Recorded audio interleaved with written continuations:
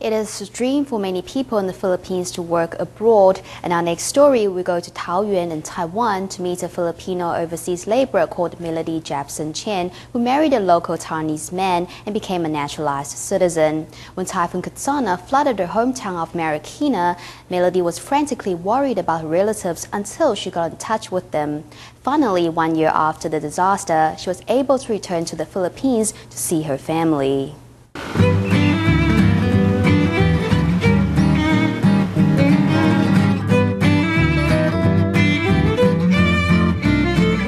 The streets of Taipei, and you're bound to see overseas workers from the Philippines who have come to Taiwan to find work.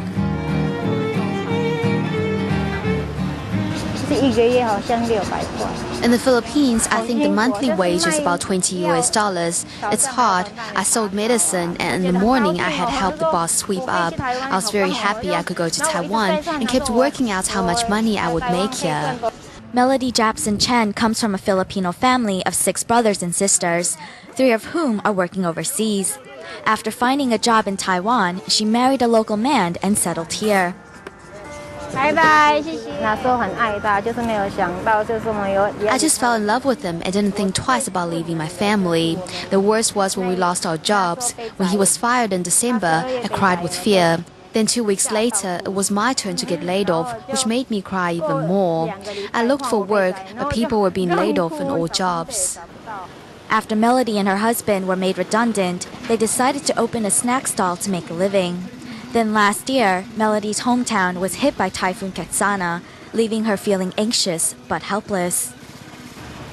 I couldn't bring myself to say I wanted to go home because I knew we didn't have the money. I couldn't call them because I couldn't get through on the telephone. They had no power or anything. I didn't know how to contact them.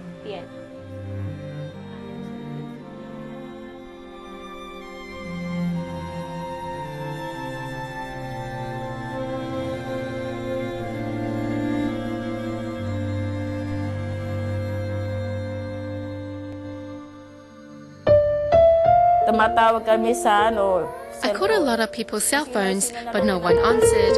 I was hungry. There was no rice, no food. I felt bad for the poor children. It was like that for several days. Then Citi arrived and gave us food and 400 pesos a day for relief work. In the relief work program, Baby Japson was paid to help clean up her community, and now she sorts recyclables for Citi.